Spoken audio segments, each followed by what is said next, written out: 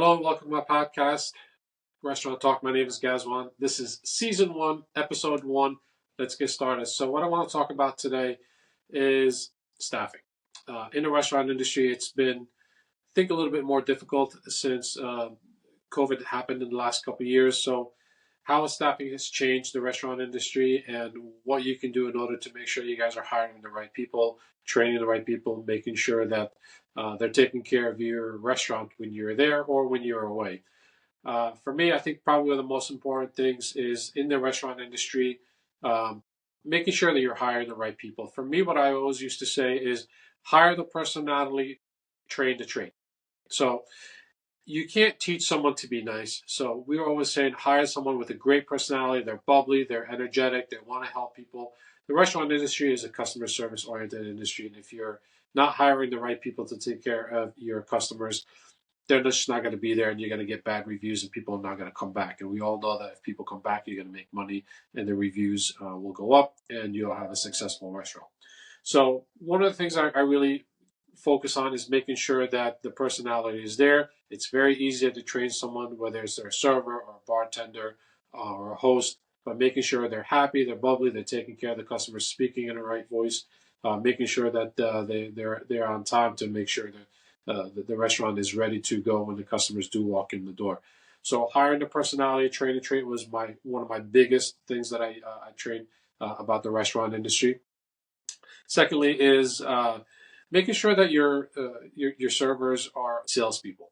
Salespeople basically will go in there and instead of just taking an order, they're going to upsell your food, upsell your drinks, so have a higher average check, so that you guys make more money as a restaurant and they make more money as a tips for themselves. So hiring the people instead of an order taker was one of my biggest uh, uh, things in the restaurant industry because it's really not that difficult to learn the system or learn the menu. It's just practice, and I think it'll be an easier way to go when you're training them. Also, one of my biggest things is basically training staff to be able to move forward from whether it's they start off as a host or as a busser or a server. You want to get them to be able to be trained to move on to the next level. You want the bussers to become servers, servers become bartenders, bartenders become managers, and so on. If you don't give them that opportunity or training, I think you're shortchanging yourself, and I think you're shortchanging your staff if that's the position that they want to move into. If they feel comfortable, if they tell you, "Hey, look, I would like to, be a server one day, or I would like to be a manager one day. What do I need to do to move from this position to that position?" I think they need to obviously prove themselves to you to make sure that they are the right people to move into those positions. But regardless, I think you should train them because cross training is probably one of the biggest things in the restaurant industry. Because look, people leave. In the restaurant industry, people say that you're here today, you're gone today, and you hear that a lot. So whether it's a server that's moving on to another restaurant, managers get promoted and then find better positions, or moving to from assistant manager to a manager to a GM, assistant GM, and stuff like that. So I think you have to be ready for that. And I think it's very important that you cross train your staff to be able to move into those positions if you need it, especially if someone calls out sick, or if someone's on vacation, or if someone's uh, quits or gets fired.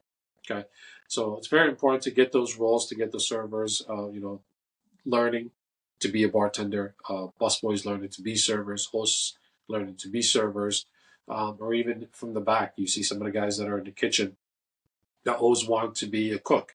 So if they start off as a dishwasher, just say, "Hey, look, I'd like to get you on maybe for half a shift, as a cook, so you can kind of get the understanding, or maybe start them off as a prep cook, go from a dishwasher to a prep cook to a cook, and just cross train them different stations. So if someone goes out at a salad station, someone can jump in from the saute station to salad, or vice versa, or in the grill. I think cross training is also a very, very important aspect in the restaurant industry because, like I said, people move around a lot to other restaurants and want to get promoted. So getting that position to be able to kind of get them into that role is a very, very important key in my understanding. the thing is also what's really hard. I think after COVID, it's been very tricky. Even before COVID, it wasn't as easy as making sure that you're hiring the right people that are going to take care of your restaurant. I think that kind of starts off with the first interview. Even looking at their resume, some people have a resume, so making sure that they are uh, the right person for the job.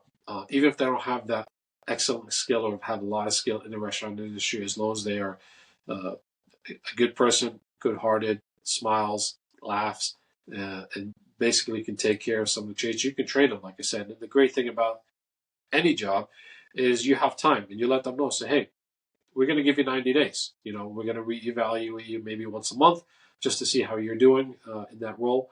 And if you do well in that role, then we'll keep you on board. In that, just don't always promise somebody that they're going to be there for life. I think it's difficult to say that. So I think having that 90-day window gives you the opportunity to say, hey, this guy is an excellent person, or I think this is not working out, and give them a review at least once a month if you're going to do the 90 days. Uh, Give them a review, an honest review of how they're doing, how they can do better, if they're missing their points where they need to be, and how they get better. Give them a review at least once a month, and maybe after the 90 days, if they feel like they like it, or if it's not working out, it gives you the opportunity before the 90 days to say, hey, look, I don't think this is going to work out for us, but thank you very much, or say, hey, look, excellent employee, we're going to keep you on board, and then you move forward. So this industry is is very tough, especially I think after COVID, which hit everybody really hard in regards to getting the right staff, and um, I don't think the motivation is there. I think the motivation is elsewhere for some of these people, or they're. I don't want to kind of pinpoint any generation, but I think times have changed where the work ethic is a little bit less than it used to be, and I'm sorry to say that, but that is the truth. Is what we've been seeing in the restaurant industry. So we have to get the people that are there to work. Try to work twice as hard to make up for any lack in any other points of the staffing. And I hate to say that, but we're seeing it a lot, and I hope that would change. I think we're taking on a lot of more technology these days in order to kind of save time or to kind of fill in some of the positions. Since I've been doing a lot of point of sale systems, and now we're doing a lot of mobile ordering, online ordering. So I think that takes away a little bit of someone sitting on the phone taking orders, which will save your body. So that saves on labor, and it hopefully gets orders correctly from the customers, and it's already paid, and the orders will go straight into the kitchen. And that way, you can use those apps, whether it's your own app with your website for the online ordering, or you're using the third-party apps, which we'll go into down the road at another episode. But third-party delivery apps are great. I just think they take a lot of fees in order to kind of get you in there. But they're good if you're starting out as a new business. I think they're great to kind of get you on the board so that people get to know you. But they are kind of like expensive. Maybe you can move away from them down the road. But I think the staffing part is and has been an issue in the last couple of years. So we have moved into some of the technology aspect of it in order to be able to pull away from that. And you've seen a lot of shortages in staffing, which kind of hurt the business. And when they want to max out their restaurant, if they have X amount of seats and they can't do that because of the lack of staffing, I think it's been hurting them a little bit. I don't think anybody has 100% fully recovered to the way they used to be. And not just that, I think uh, also that the rates have gone up for labor. So labor has been one of the toughest and one of the most expensive expenses in the business. So when we're paying people, 18, 20, 22, $25 an hour, whether they're a host or a kitchen staff, that's going to take a toll on the business owner. So what are they going to have to do? Chances are they're going to have to either raise the prices or find other ways in order to be able to make up that money, because the rates keep going up. At least where we are in the Northeast, uh, the the rates for the employees go up every year. They've gone up. I think now it's like $15.30 for minimum wage up here in Northern New Jersey. but it's going to keep going up every year. So the more that it goes up, I feel that more people are raising their prices, and I don't want to talk about inflation right now. But I think it's hit us as well. You know, everybody's digging deeper into their pockets, and I feel that uh, people are not going out as often, or they're not going out onto spending 100, 200, $300 on a meal. So fine dining is a little bit tougher for you guys who own fine dining restaurants. You're probably not seeing some of those customers come out as often, only because everything's costing more. We're digging deeper into our pockets to just get everyday groceries and everyday necessities. So going out to the restaurant now is probably less and less, or you're spending less, or maybe going out to more a little cheaper restaurants.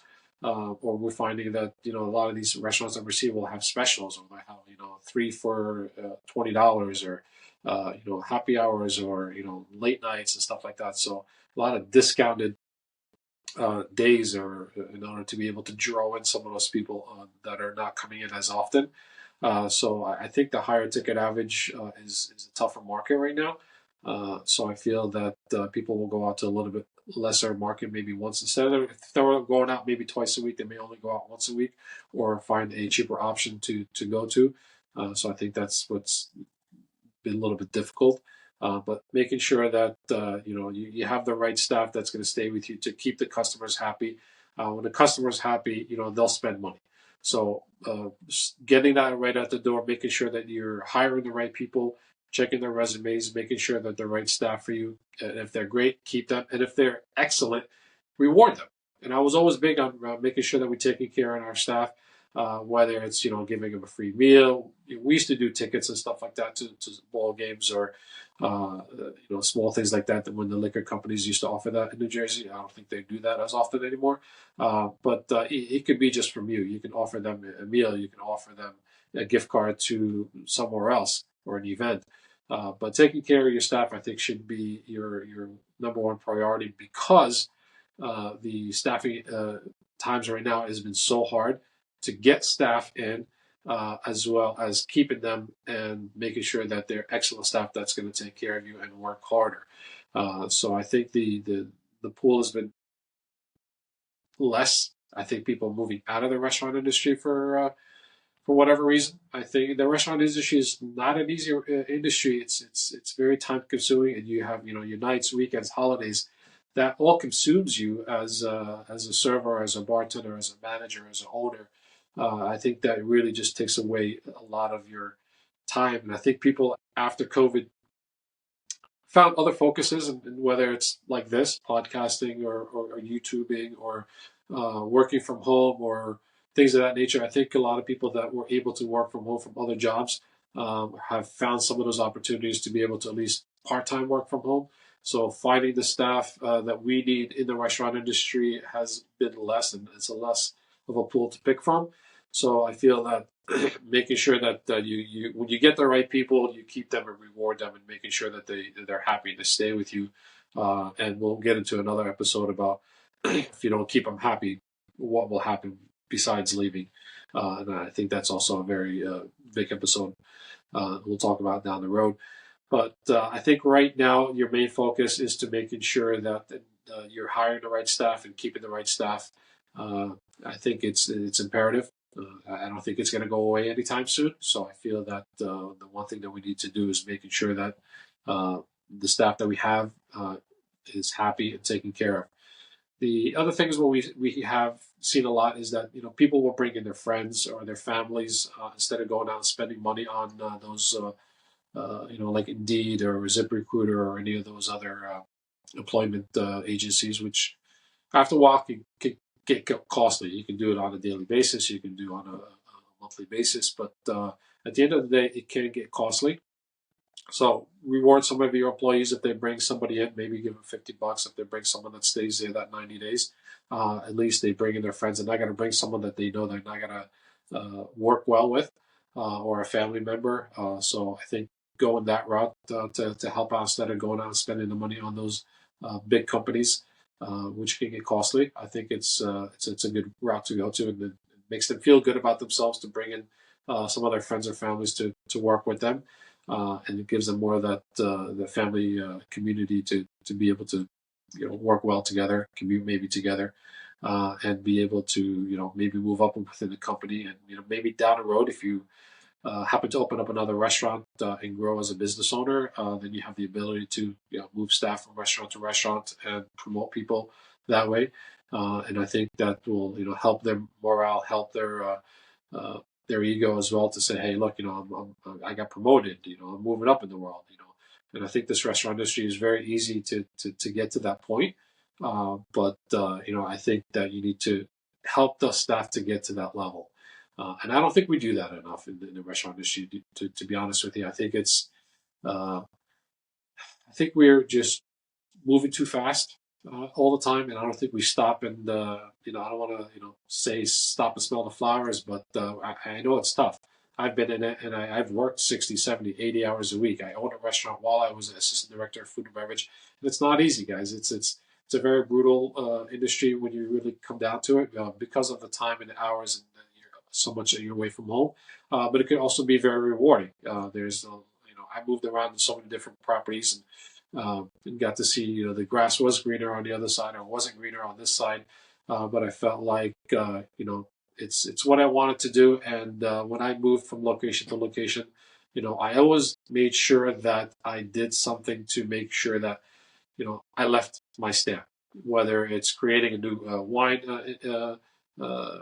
program or creating new procedures or getting new uniforms, something small as that. But I always made sure that I made some kind of point to make leave my stamp at a location to make sure that I did something right, and I did that. I think in almost every place that I worked at, and I felt good about that.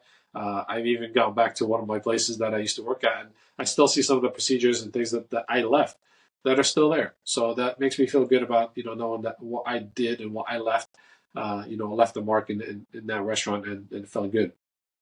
And this industry is such a small industry, so when you go from one place to another, it's you're going to meet people and you're going to come back circle around to the same people. So and when you move from one place to another and you have a great employee, some people move around with you. So if you're a great manager and they want to work for you, these guys will do that. And I've had that opportunity to be able to have some staff follow me around as a manager because they know what they're getting and what they're going to do and how they know they're going to succeed and make money because I'm going to make sure that they make money because that's just how I am as a manager or a director or even a business owner.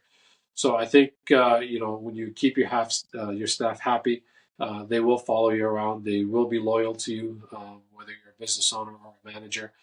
Taking care of your staff is always a great thing because they're going to take care of you in the end. So I feel that since the pool is so small these days, I think we need to kind of focus more on that. Like I said, slow down a little bit as a manager and an owner, and talk to your staff. Say, hey, do you have any ideas? You guys go out, as a business owner, you may not be able to go out, and dine as much as they do because you work 6, 7 days sometimes, and they may have some ideas. Say, hey, what have you seen out there? Like, what's going on, in the industry? What have you seen? What kind of new cocktails are out? I know something is like, for example, now like the non-alcoholic mocktails or cocktails that are out. That's something that's big right now. So things of that nature that people will come up with. But talking to your staff and getting their ideas, getting them involved in your business, in your restaurant or bar, will get them to feel better about themselves when they know that, hey, I made a cocktail or I had an idea and my business owner or manager is using my idea that I came up with or I seen at this other location, and it's helping our business grow, and we make money, and I make money as a server or bartender because it was my idea, and people like it. I always felt like it's don't say like, oh, I'm not gonna, we tried this 5 years ago and it didn't work. It doesn't hurt to retry it. And I think it's, if the staff tell you, hey, this is something new that's coming out, try it. You have nothing to lose. You can cut it out if it doesn't work out in a couple of weeks or a couple of months, but give it a shot and, listen to your staff and hopefully they'll help you out as well. So circling back, I think making sure that the first thing you do is that, before they walk in the door, making sure that the right people that you're hiring, checking their resumes, making sure these people are ready to help you grow your business. And those could be some of those questions that you're asking them, in the interview, like, how do you feel about this industry? How do you like your job, or where did you work before? And just kind of making sure that they were happy before. We don't want people to leave because they're unhappy and just keep going on and being unhappy down the road. Making sure that they're taken care of, and making sure that even if they don't have that skill set, I still believe what I've done in the past. If someone doesn't have a skill set to be a server, based on their resume, if they worked in quick service and they were just never a server, then I would start them off as a host. If I felt that they had a personality that was great, start them off in a different position. Start them off as a host, or even as a busboy, bus girl, whatever, busser, or a runner. To be able to kind of start somewhere. If you have the right person, keep them. Grab them. Say, hey, look, you don't have the skill set for a server right now, but I would love to get you on board. We can start you off as a host. You can learn to be a server, maybe take 1 or 2 shifts here and there until you kind of get the idea of the restaurant and the menu, and then we'll move you on to be a server. But if you find that right person, do not let them go. Okay, I really feel that, especially now that it's so hard to find these people. If you find the right person, get them your business no matter what. Okay, find a position for them, get them into a position that they can at least make some money, they can be happy. But don't promise them something that they can't achieve. If you promise them, look, I'll get you to be a server in 3 months, and they just don't have that skill set, it's not for everyone. Not everybody could handle money. Not anybody can take 5 tables and 4 tables at the same time. Not everybody can deal with the stress of the customers, complaining and having issues. So it's not for everyone. Just because you worked in the restaurant industry, as a quick service cashier or as a prep cook or something like that, doesn't mean you're going to be a great server. But those are the things that you actually watch for when you're talking to them, and when they're taking on a position as a host. How they answer phones, how's their phone etiquette, how do they talk to other customers, how do they greet customers when they come in the door, how do they greet tell the customers, thank you for dining with us, have a great day, hope to see you soon. Those are the etiquettes that you want to kind of see if the staff has, that can potentially move them into another position. And there's a lot of times that I move somebody from a host to a supervisor, from a supervisor to a manager. So just because they don't have that trait in that restaurant industry doesn't mean they can't learn it. And it's your job to get them to that next level, so you can be successful. I was always taught that your job as a manager is to train the person under you to take your position, because someday you need to move on to get that next level position. So don't feel that if I train this person, he's going to take my job. You want them to take your job, because you should be learning from your superior how to do his job, so you can move into his job or her job. So don't feel that just because I'm going to train someone, my job is going to be obsolete. Knowledge is power. So the more you learn, the more you are valuable to the company or any other company. So I feel that, you keep learning. I was always taught is learn at least one thing every day, so you can kind of progress your job and be able to be more valuable and whatever it is. What we used to do when I was working for as managers, always expedited the evening. There's times that I said, hey, let me, it's a slow night, let me jump on saute today. I forgot some of the dishes, let me jump on saute. I would really like to remember what some of those dishes were, just in case someone asks me, is there nuts in this dish, or is there cream in this dish? I want to refresh my memory. So I would jump behind saute for a little bit and work that shift. So the cross training was there for us. Or if I wanted to bartend, or if I wanted to jump on the grill, I would, in order to keep me fresh and new into whatever that position was. And I think you as a manager and you as an owner have that responsibility to do that as well. Never feel that your staff, has you by the, because it puts you in a very vulnerable position to do that. So you should always feel that if someone calls out, or someone quits, or someone gets fired, when you're so vulnerable that like you say to yourself, I can't fire this grill guy because I can't get another grill guy. Well, you should be able to fire that grill guy for for the reasons that you need to, and you should have no qualms to be able to jump back there, to be able to throw yourself on the grill till you find someone. So I think that's what we lack a little bit. I see a lot of that times that a lot of the owners or managers don't feel comfortable in some of those positions, and I think cross training yourself to be able to get better is what you need to do, so you don't feel vulnerable by some of these employees that put you in that position. Like hey, I'm never going to get fired. I'm a superstar. I'm the best grill guy they've ever seen, or the best bartender, in the state. You know, if these people do something wrong, that whether they steal or they call out or they come in intoxicated or something like that, they got to get fired. They got to get fired. We're not saying someone has to get fired right away. When you're in the industry, you have to give people a chance. So talk to them. There's a write up, first write up, second write up, third write up, and if they just keep doing the same thing, then obviously you have to get rid of them. But you shouldn't feel that you're held by these employees hostage because they are the best of the best in the position that they're in. I feel that you should be able to kind of get into that role. I'm not saying that you're going to be the best bartender in the world if you work one shift a month, but you'll at least get to know the drinks just in case this person gets fired or is late for work or needs a day off. So I think you should be able to kind of jump in any position, whether it's a server, a bartender, a cook, a dishwasher, a grill guy. So you'll be able to kind of fill the position so you're not afraid of, well, what am I going to do next?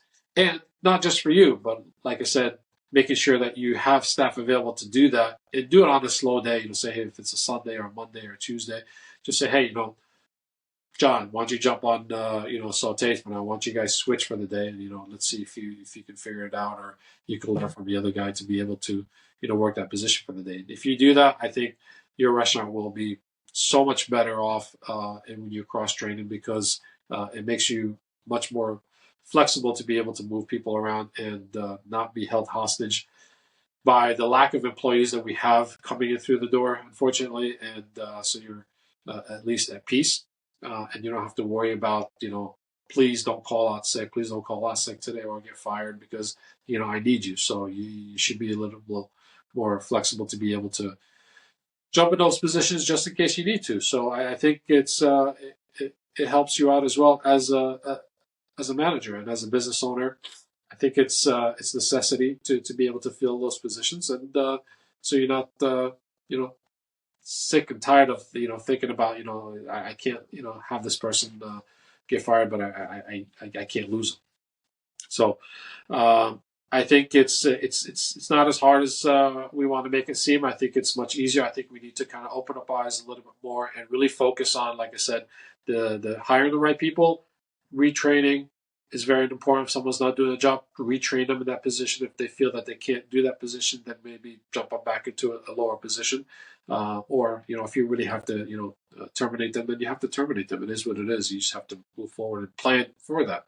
I always was taught is that save for a rainy day. Same thing. Make sure you got a set for a rainy day. What do you do if the power goes out or if people quit or get fired? You have to have a contingency plan for that. And these are the things that you do, whether you're cross training or whether you're retraining staff to making sure that they're getting better and they're doing the right job. But I don't think it's going to be that hard. I think you'll figure it out. But I think you need to step back sometimes and just kind of revisit your business plan and revisit your staffing needs and figure out what's next on my plan, and making sure that you guys are hiring the right people, training the right people, making sure that you maintain and keep the best staff that you can, and making sure you're taking care of them because they will take care of you in the end.